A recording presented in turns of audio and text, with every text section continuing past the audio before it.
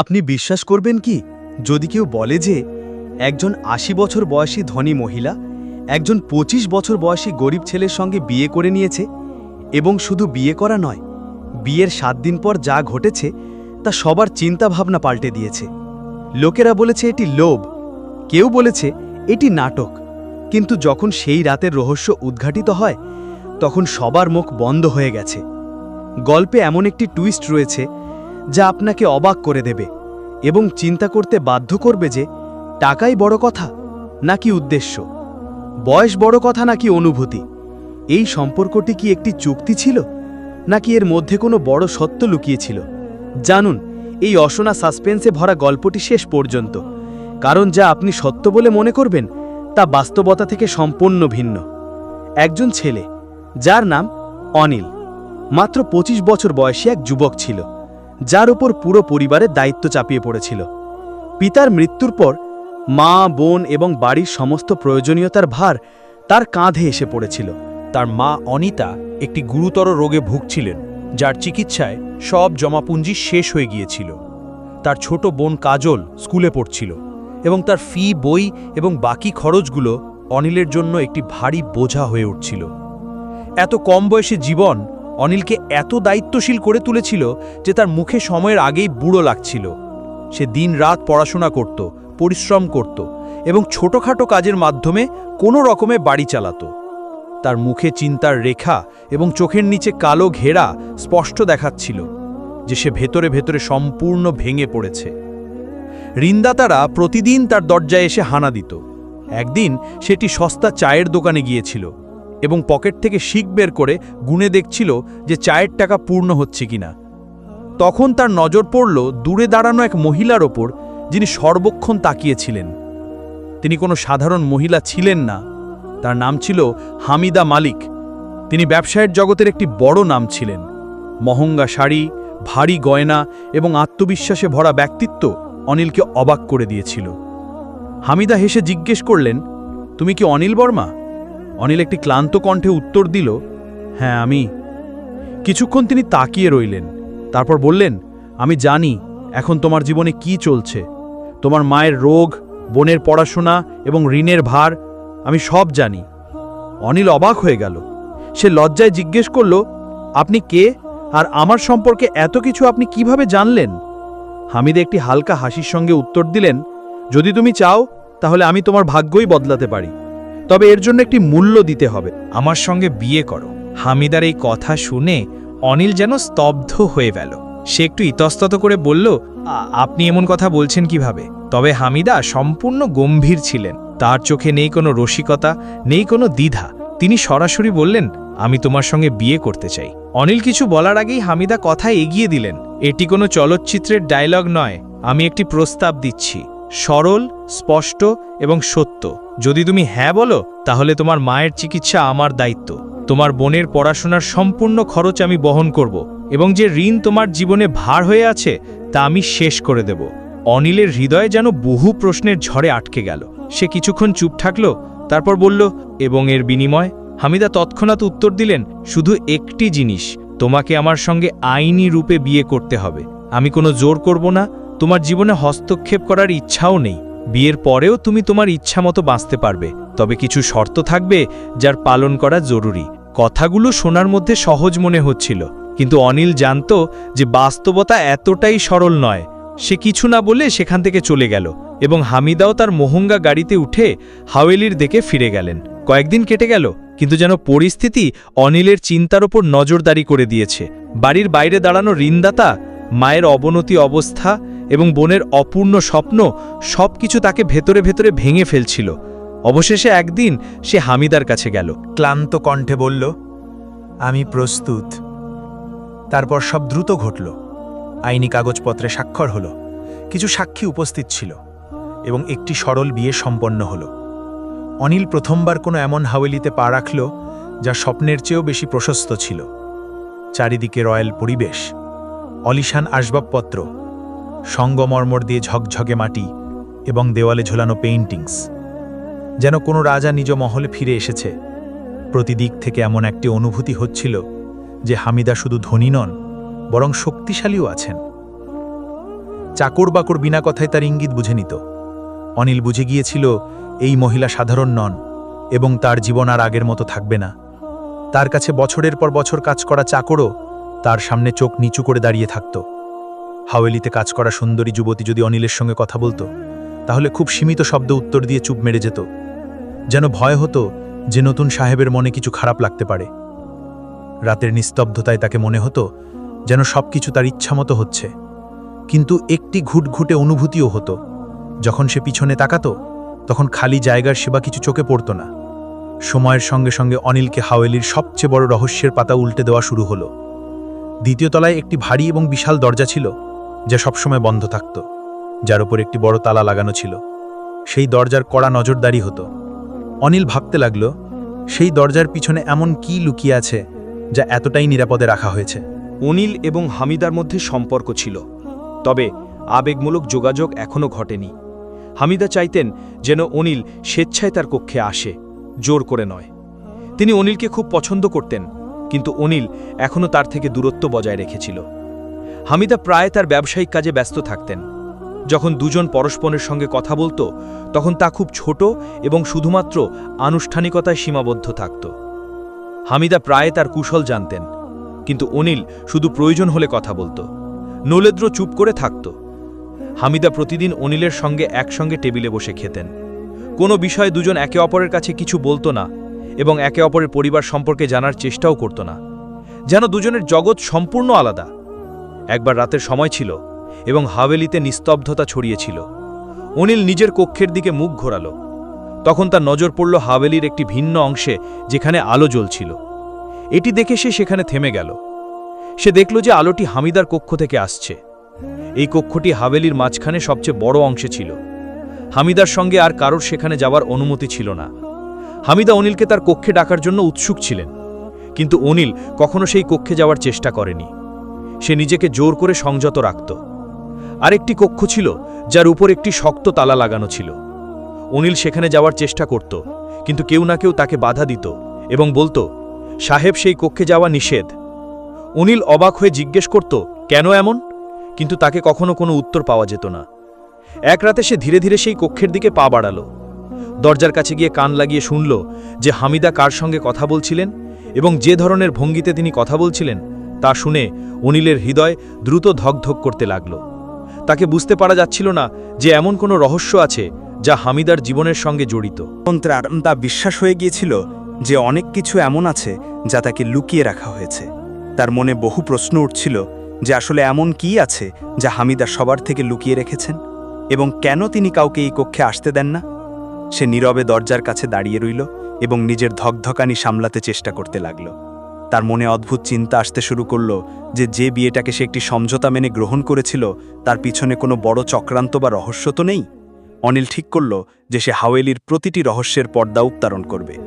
এইসব ভাবতে ভাবতে সে নিজের কক্ষে ফিরে গেল এবং সিদ্ধান্ত নিল যে যাই ঘটুক না কেন, আজ সে সেই কক্ষের রহস্য জানবেই। সে ৮০ বছর বয়সী বৃদ্ধা মহিলা অবশ্যই ছিলেন, কিন্তু প্রতিদিন অনিলের কাছ থেকে নতুন আশা এবং নতুন প্রত্যাশা রাখতেন। এখন অনিল ভাবল যে তাকে এই মহিলার সঙ্গে কথা বলতে হবে। তিনিই তাকে সেই কক্ষের রহস্যের সঙ্গে পরিচিত করাতে পারেন। হাওয়েলির নির্জন অন্ধকারে শুধু ঘড়ির টিকটিক শব্দ গুঞ্জরিত হচ্ছিল। রাতের তৃতীয় প্রহরে অনিল সেই কক্ষে যাওয়ার জন্য প্রস্তুত হল। সে হামিদার একটি বিশেষ চাকরানির সঙ্গে কথা বলল, যিনি ২২ বছর বয়সী খুব সুন্দরী মেয়ে ছিলেন, যার নাম কিরণ ছিল। অনিল কিরণের কাছে অনুরোধ করল যে তাকে তার স্ত্রী হামিদার সঙ্গে দেখা করতে হবে। কিরণ অনুমতি নিতে হামিদার কাছে চলে গেল। কিরণ ছাড়া আর কেউ হামিদার কাছে যেতে পারত না। যেইমাত্র কিরণ হামিদাকে অনিলের ইচ্ছে জানালো, হামিদা হাসি মুখে উঠে পড়লেন এবং তিনি কিরণের হাত চুম্বন করে বললেন, জলদি পাঠাও। কিরণ অনিলকে যাওয়ার অনুমতি দিল। অনিল একজন ২২ বছর বয়সী সুন্দর, শক্তিশালী এবং প্রতিভাবান যুবক ছিল। সে গিয়ে হামিদার দরজার ঘণ্টি বাজাতে লাগল। হামিদা দরজা খুললেন এবং পুরো হৃদয় দিয়ে তার স্বাগত জানালেন। অনিলও ভাবছিল, যতক্ষণ না এর কাছে খুশি করব, নিজের করে না তুলব, ততক্ষণ রহস্য কিভাবে প্রকাশ হবে। কক্ষ গোলাপের সুগন্ধে মেতে উঠেছিল। হামিদা দাঁড়িয়েছিলেন, মুখে উজ্জ্বলতা, চোখে ভালোবাসার আলো। যেইমাত্র অনিল কক্ষে প্রবেশ করল, তার হৃদয়ে জোরে জোরে ধক ধক করতে লাগল। অনিল অবাক হয়ে বলল, হামিদাজি, আপনি তো ২০ বছর বয়সী মেয়ে লাগছেন, এটা কিভাবে সম্ভব? হামিদা হেসে উঠলেন। তার মুখে একটি বিশেষ উজ্জ্বলতা ছিল। তিনি ধীরে ধীরে অনিলের কাছে এসে বললেন, ভালোবাসায় বয়সের কোনো সীমা নেই। অনিল যখন একজন মহিলাকে হৃদয় দিয়ে ভালোবাসে তখন তার আত্মা যুবতী হয়ে ওঠে।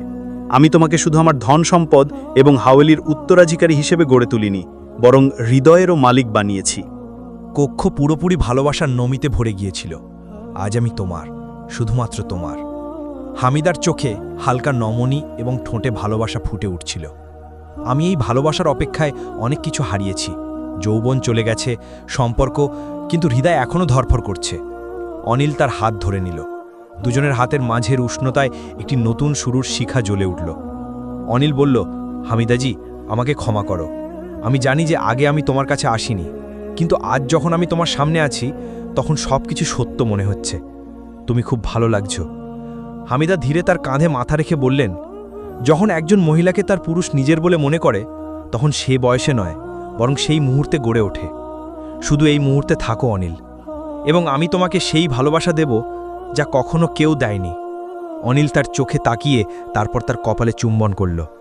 গভীর শ্বাস নিয়ে বলল, কক্ষে যেন সময় থেমে গিয়েছিল। হালকা আলোর শিখা ধীরে ধীরে ম্লান হয়ে আসছিল, কিন্তু অনিল এবং হামিদার চোখে এখন একটি গভীরতা ছিল, ভরসার, ভালোবাসার। অনিল হামিদার হাত নিজের বুকে রাখল এবং বলল, না, এই ধার এখন তোমার। যতক্ষণ এটি চলবে আমি তোমার থাকব। হামিদার চোখে উজ্জ্বলতা ছিল, এবং সেই উজ্জ্বলতায় যৌবন ছিল না, বরং সত্যিকারের ভালোবাসার আলো ছিল। তিনি কাছে এলেন, নিজের কপাল তার বুকে রেখে বললেন, আমি আমার জীবনে শুধু দুবার গভীরভাবে শ্বাস নিয়েছি। একবার যখন তুমি আমাকে নিজের স্ত্রী বলেছ, এবং দ্বিতীয়বার যখন তুমি আমাকে নিজের বলেছ। অনিল তার চুল ধীরে ধীরে স্নেহ করতে করতে বলল, আমি তোমার প্রতিটি ঝুঁকাচুলে ভালোবাসার শপথ খাই। তার চোখে সেই নীলিহতা ছিল যা শুধু প্রথম ভালোবাসায় থাকে। সে হামিদার এত কাছে চলে গেল যে শ্বাসও আলাদা মনে হচ্ছিল না। ফিসফিস করে অনিল বলল, এখন আমার জীবনের প্রতিদিনের মানে শুধু তুমি। আমি তোমার বিনা আমি সম্পূর্ণ অপূর্ণ ছিলাম, এটি আজ বুঝতে পেরেছি। সেই রাতে দুজন কোনো প্রতিশ্রুতি করেনি, কোনো শপথ খায়নি, কারণ তাদের নীরব দৃষ্টি সব কিছু বলে দিয়েছিল। কক্ষ এখন শুধু একটি জায়গা ছিল না, তা তাদের ভালোবাসার গল্পে পরিণত হয়েছিল। বাইরের হাওয়ায় একটি অদ্ভুত মিষ্টতা মিশে উঠছিল। অনিল মনে করল সে শুধু রহস্য জানতে এসেছিল। ভালোবাসা তবে অজান্তেই ঘটে গিয়েছিল। কিন্তু ভালোবাসা এখানে একতরফা ছিল না। হামিদা হার মানেননি। তিনি অনিলের কাছে এসে তার ঠোঁটে আঙুল রাখলেন। এখন আর কিছু আছে, এবং তুমিও অনিলকে কিছু করার প্রয়োজন ছিল না। হামিদা ইতিমধ্যেই ভালোবাসায় ডুবে গিয়েছিলেন। ভালোবাসার বেগ সমুদ্রের মতো উঠেছিল, এবং অনিল সেখানে ভেসে চলেছিল। সেই রাত হাওলির সবচেয়ে সুন্দর রাত হয়ে উঠল, বরং তুফানে ভালোবাসার গল্প। সকাল হতেই চাকরানীদের মধ্যে ফিসফিস শুরু হয়ে গেল। আজ মালকিন আবারও যৌবনের নজির স্থাপন করেছেন। মালিকও এখন তাদের ভালোবাসায় গড়ে উঠেছেন। উনি প্রায়ই মনে করত সেই কক্ষে এমন কিছু আছে যা এখনও অকথিত। সেই দিন সে সাহস করে দরজা অর্ধেক খুলেছিল। হৃদয়ে জোরে ধকধক করতে লাগলো। সে ধীরে ভেতরে গেল। কক্ষ হালকা আলো দিয়ে ঝকঝক করছিল। পুরনো আসবাবপত্র, দেওয়ালে ঝোলানো ছবি, এক কোণে একটি ভারী কাঠের আলমারি যেখানে অনেক ফাইল রাখা ছিল। অনিলের নজর পড়ল কাছে রাখা টেবিলে একটি মোটা লেফাফা পড়েছিল, যার কোণ হলুদ হয়ে গিয়েছিল, যেন তা বারবার ছোঁয়া হয়েছে।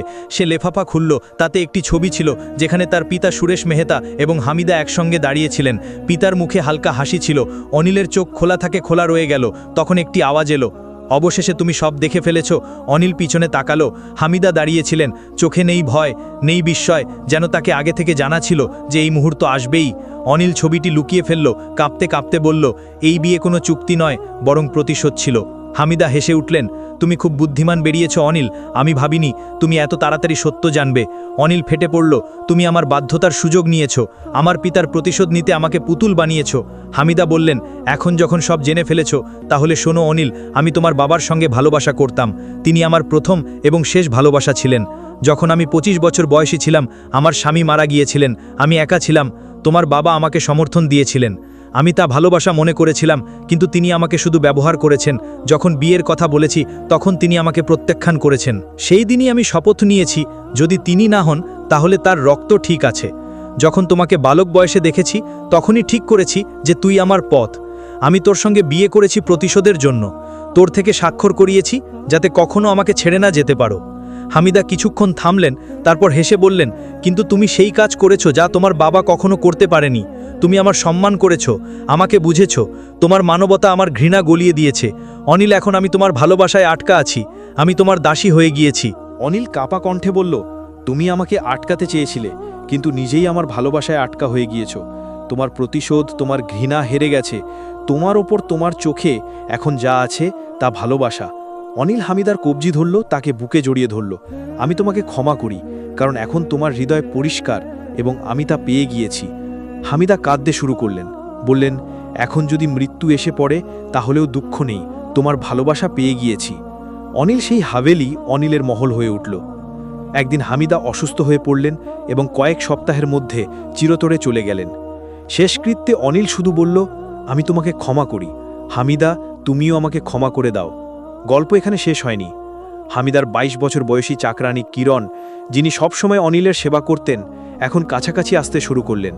দুজনের সম্পর্ক ছায়া থেকে বেরিয়ে উজ্জ্বলতায় এলো। অনিল কিরণের সঙ্গে বিয়ে করল। এখন হাভেলিতে নেই একাকিত্ব, নেই নিস্তব্ধতা। মা এবং বোনেরাও সেখানে ছিল, যেখানে কখনো হামিদার অপূর্ণ ভালোবাসা গুঞ্জরিত হতো। এখন সেখানে কিরণের হাসি এবং অনিলের শান্ত জীবন বসে গিয়েছিল। অনিলের ভালোবাসা এবং মানবতা তার হৃদয়কে বদলে দিয়েছিল। যে মহিলা শুধু প্রতিশোধ চেয়েছিলেন, তিনি শেষে ভালোবাসার বন্দিনী হয়ে গেলেন। এই গল্প আমাদের শেখায় যে সত্য, নিষ্ঠা এবং হৃদয় দিয়ে করা ভালোবাসায় সবচেয়ে বড় শক্তি। অনেক সময় আমরা অন্যদের কষ্ট দেওয়ার চিন্তা করি, কিন্তু নিজেই তাদের ভালোবাসায় আটক হয়ে পড়ি। সম্পর্কে সম্মান, বোধ এবং অনুভূতি থাকলে প্রতিটি জখম ভরে যেতে পারে। অনিল যাকে ক্ষমা করেছিল, তিনিই তার সবচেয়ে বড় জয় হয়ে উঠেছিলেন, এবং যিনি শুধু প্রতিশোধ ভাবতেন, তার হৃদয়েও সত্যিকারে ভালোবাসা জেগে উঠেছিল। সময় ঘা দিয়েছে এবং মলমও দিয়েছে। হামিদার মৃত্যুর পরেও হাভেলিতে তার স্মৃতি জীবিত ছিল, কিন্তু এখন সেই স্মৃতি ব্যথা দেয় না, তা একটি শিক্ষায় পরিণত হয়েছে। কিরণ সেই হাভেলিকে নতুন করে সাজিয়েছে, যেন প্রতিটি কোণ বলছে, এখন অতীত নয়, ভবিষ্যৎ সম্পর্কে চিন্তা করো। অনিল প্রতিদিন কিরণের দিকে তাকিয়ে ভাবত, যিনি কোনো লোভ ছাড়াই দিয়েছেন, তিনিই আমার সত্যিকারের সঙ্গিনী হয়ে উঠেছেন। মায়ের মনে এসেছে শান্তি। অনিলের মা, যিনি কখনো হামিদা এবং পরে কিরণ সম্পর্কে মনে সন্দেহ রাখতেন, এখন কিরণের সরল ব্যবহার, সেবা এবং ভালোবাসায় গলিয়ে গিয়েছেন। তুমি শুধু আমার পুত্রবধূ নও, তুমি আমার কন্যা, এই বলে তিনি কিরণকে বুকে জড়িয়ে ধরলেন। হাভেলিতে এখন নতুন রং ভরতে শুরু করেছে। দেওয়ালে শিশুদের হাসি গুঞ্জরিত হতো, আঙিনায় প্রতি সন্ধ্যা তুলসীর প্রদীপ জ্বলত এবং প্রতি সকালে কিরণের কণ্ঠে হাভেলি জেগে উঠত। একটি নতুন দায়িত্ব। একদিন অনিল কিরণকে বলল, হামিদার অপূর্ণ জীবনের একটি উদ্দেশ্য প্রয়োজন। আমি চাই আমরা তার মতো মেয়েদের সাহায্য করি, যারা ভালোবাসার সন্ধানে নিজেকে হারিয়ে ফেলে। কিরণের চোখে উজ্জ্বলতা এলো। যদি তোমার সঙ্গে চলতে হয়, তাহলে অন্ধকার পথ হোক বা উজ্জ্বল, আমি প্রতিটি মোড়ে তোমার সঙ্গে আছি। এবং তারপর অনিল তার হাভেলির কাছে একটি ট্রাস্টের ভিত্তি রাখল, হামিদা ফাউন্ডেশন, যেখানে সেই মেয়েদের সাহায্য পায় যারা জীবন থেকে হেলে গিয়েছে। শেষ নয়, শুরু হলো।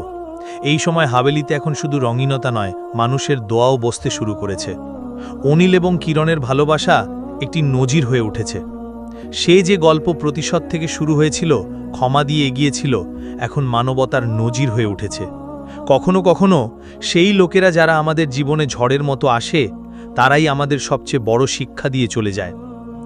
একটি নতুন সকাল, একটি নতুন উদ্দেশ্য। হামিদা ফাউন্ডেশন এখন শুধু একটি প্রতিষ্ঠান নয়, তা একটি অনুভূতিতে পরিণত হয়েছে। প্রতিটি সেই ভাঙা মেয়ের আশা, যারা নিজের গল্পে নিজেকে মুছে ফেলে। সে হাভেলি যে কখনো দুঃখে ভরা ছিল, এখন সেখানে প্রতিদিন নতুন জীবনের শুরু হতো। অনিল এবং কিরণ এখন শুধু স্বামী স্ত্রী নয়, একটি চিন্তার সহযাত্রী হয়ে উঠেছে। কখনো ভালোবাসা অনিলকে বদলে দিয়েছিল, এখন সেই ভালোবাসা এবং ক্ষমা বিশ্বের সামনে একটি মিশন হয়ে দাঁড়িয়েছে। প্রতি মাসে ট্রাস্টে নতুন কেস আসে, কেউ তিরস্কৃত প্রেমিকা, কেউ বিয়ের নামে প্রতারিত যুবতী, কেউ সমাজে হেরে যাওয়া কন্যা, এবং প্রত্যেকের কাছেই একটি নতুন শুরুর আশা পাওয়া যায়। তাই বন্ধুরা, যদি আপনাদের এই ভাবনাময় হৃদয়স্পর্শ করা এবং জীবনের সত্যতা প্রকাশ করা গল্পটি পছন্দ হয়, তাহলে ভিডিওটি লাইক করুন, আপনার বন্ধুদের এবং পরিবারের সঙ্গে শেয়ার করুন, যাতে এই বার্তা এবং এই অনুভূতি প্রত্যেকের কাছে পৌঁছায়। এবং হ্যাঁ, এমন আরও গল্প যা কখনো কাঁদায়, কখনো শেখায় এবং কখনো জীবনকে নতুন দৃষ্টিকোণ দেয়, তার জন্য আমাদের চ্যানেলটি সাবস্ক্রাইব করতে ভুলবেন না। বেল আইকনটি অবশ্যই অল সেট করুন, যাতে পরবর্তী গল্পের ঘণ্টা প্রথমে আপনার কাছে বাজে। আপনাদের সঙ্গেই আমাদের শক্তি। ধন্যবাদ।